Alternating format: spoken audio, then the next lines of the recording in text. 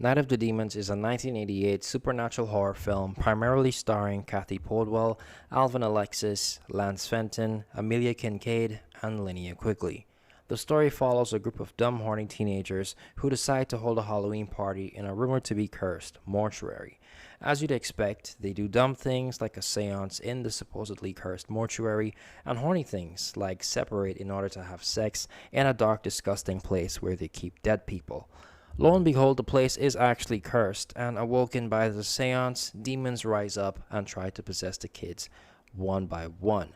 As always, when I do these reviews, I'll start off by giving my negatives, my positives, and then my final consensus to end things off. Now, I'll start with my negatives. Number one, the movie wastes a lot of time.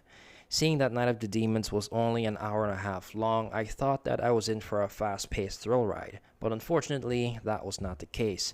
Over half of the film's runtime is spent dragging its feet from scenario to scenario of poorly executed 80s horror movie cliches. I've seen other horror films with the exact same problem before, but none of them had it as bad as Night of the Demons. From the get-go, I guessed how the film was going to play out and was fine with it, but was unpleasantly surprised and thrown off at how long it took to get to the good stuff.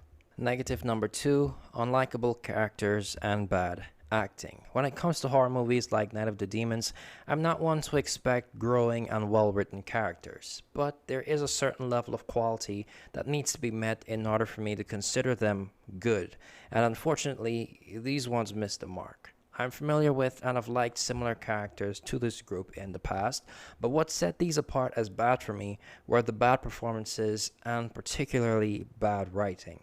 By about 30 minutes in, it's made crystal clear to us by the writer who we're supposed to and not supposed to care about.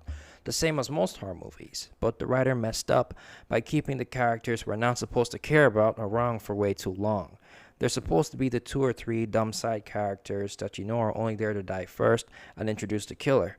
But for some reason in Night of the Demons, not only are there 6 of them, they're also a part of the main cast. They still serve the same old purpose of dying without us caring, but since no one technically dies, they only get demon-possessed, I found myself stuck with mostly badly acted, unlikable, empty shells of characters for a huge chunk of the film.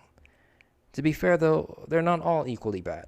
I started to like Angela, but the second she got possessed, anything interesting about her went out the window, and I'm split down the middle on the main character, Judy. She starts off as the typical mousy, innocent virgin girl who we're expected to like just because she's cute, but she does prove to be reliable and resourceful when necessary later in the film, so I'm half and half on how I feel about her.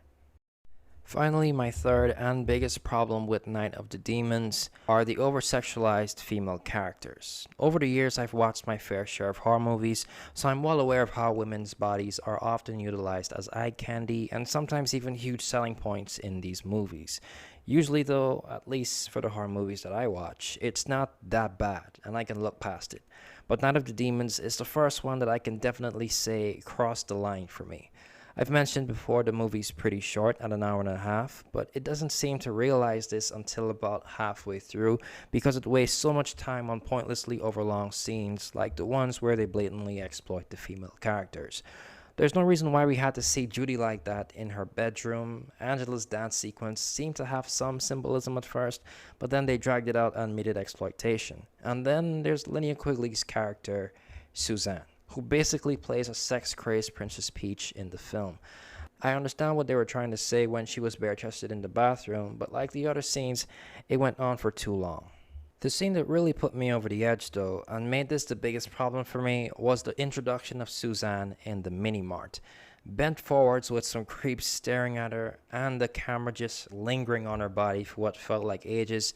It felt like a scene straight out of a Larry Clark movie, and left me truly disturbed and disgusted.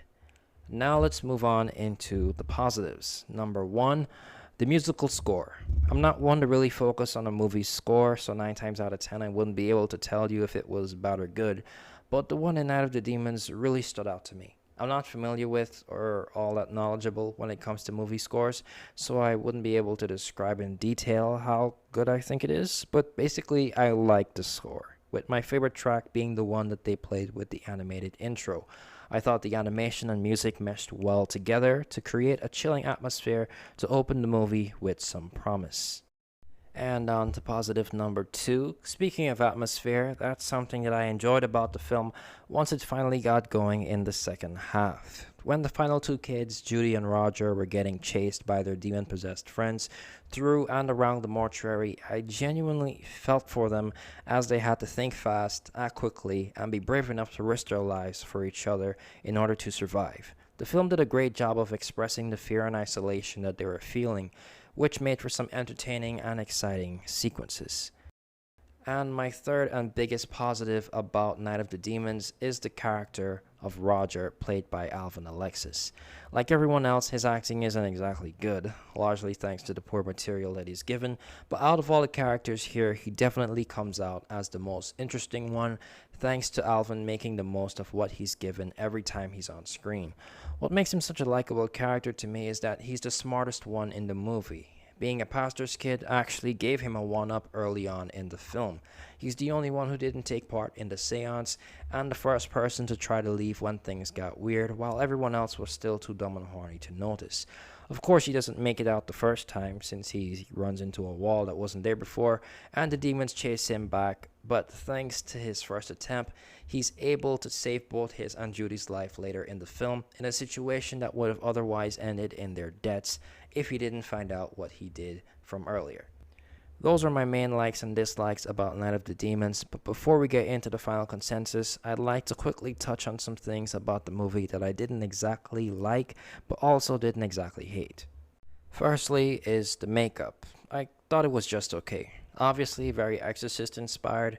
I wish if the designs were more unique and that the transformations were more noteworthy, but in the end I think it got the job done. Secondly, were the demons themselves. Just like the makeup, I wish if they stood out more. I like how they had referenced Bible verses from time to time, but that's about it. The face reveal for the main demon was disappointing. I thought it looked more alien than demon. So in my opinion, they just served their purpose. Since those are all my thoughts, let's head into the final consensus. Overall, I think Night of the Demons is an average supernatural horror movie. The first half is made up of everything that I have a problem with. The bad pacing, one-dimensional, unlikable characters, and creepy, over-sexualized moments.